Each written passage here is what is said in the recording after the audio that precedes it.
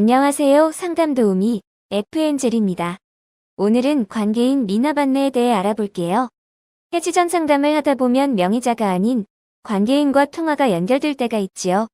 관계인은 명의자를 제외한 모든 사람을 뜻합니다.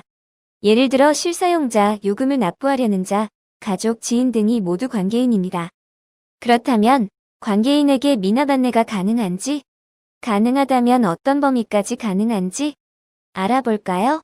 채권추신법에서는 관계인에게 미납안내를 금지하고 있습니다. 다만 민법상 제3자의 요금 납부도 가능하다고 되어 있기 때문에 납부의사가 있는 관계인의 경우 명의자를 대신하여 요금 납부를 할 수 있습니다. 하지만 요금 납부 의사표시가 있다는 이유만으로 관계인에게 채무 내용을 안내해도 된다는 의미는 아니죠. 그래서 관계인에게 미납안내를 할 경우에는 명의자의 동의가 꼭 필요합니다. 그런데 이동전화 특성상 관계인과 통화를 하는 사례가 많은데요. 실사용자 또는 요금 납부자가 미납 내용을 문의할 경우에 참 난감하지요. 안타깝게도 납부의사를 판단하거나 안내 가능한 범위 같은 것은 법률이나 금감원 가이드에서는 찾아볼 수가 없답니다. 그래서 우리의 FN젤이 법과 감독기관을 설득할 수 있는 합리적인 수준의 업무 처리 절차를 알려드릴게요. 사례별로 잘 들어보세요. 첫 번째, 수신이 가능한 본인 핸드폰으로 통화가 연결되었을 때입니다. 먼저, 실사용자 또는 요금 납부자가 미납 요금을 납부할 의사가 있는지 정확히 확인하셔야 합니다. 고객님이 직접 사용하십니까? 고객님이 요금을 납부하십니까? 이 정도면 좋을 것 같습니다. 그리고 명의자의 생년월일, 통화자 성명과 명의자와의 관계도 확인해야겠죠. 요금 납부자에게 안내를 할 때는 요금을 납부하는 데 필요한 최소한의 안내만 할 수 있어요. 미납 금액, 납부 방법, 납부일자 정도만 안내가 가능해요. 하지만 실사용자라면 예외적으로 명의자와 똑같이 납부 협의, 불이익 안내까지도 가능하답니다. 두 번째 사례로 이동전화가 아닌 일반 전화나 동일명의 타서비스, 타사 이동전화 등으로 연결이 되어 전화상으로는 어떤 고객인지 식별할 수 없는 경우가 있습니다.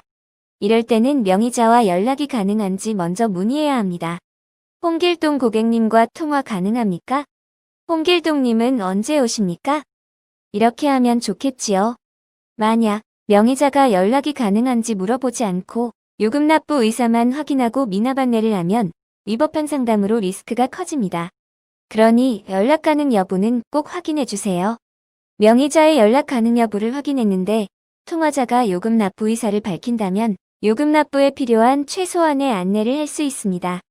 여기서 잠깐 관계인과 통화를 하는 과정에서 명의자가 연락 가능한지 확인하지 않아도 되는 경우는 어떤 경우일까요? 첫째, 수신 가능한 본인 핸드폰으로 ACS 또는 OB를 했을 때, 둘째, 요금 납부 의사를 가지고 인입된 통화였을 경우입니다. 마지막으로 주의해야 할 부분이 있습니다. 통화자가 누구인지 먼저 언급을 하는 경우는 위험합니다.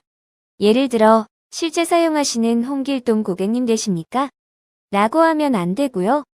실제 사용하시는 고객님 되십니까? 성함이 어떻게 되십니까?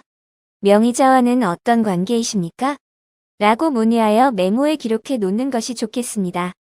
또한 납부 의사를 유도하는 상담도 당연히 안 되겠지요. 해지전 관계인 미납 안내 가이드를 자료로 한 번 더 보시면 도움이 되실 거예요. 가이드를 준수하는 것은 스스로를 지키는 방법이기도 합니다. 모두 행복하세요. 감사합니다.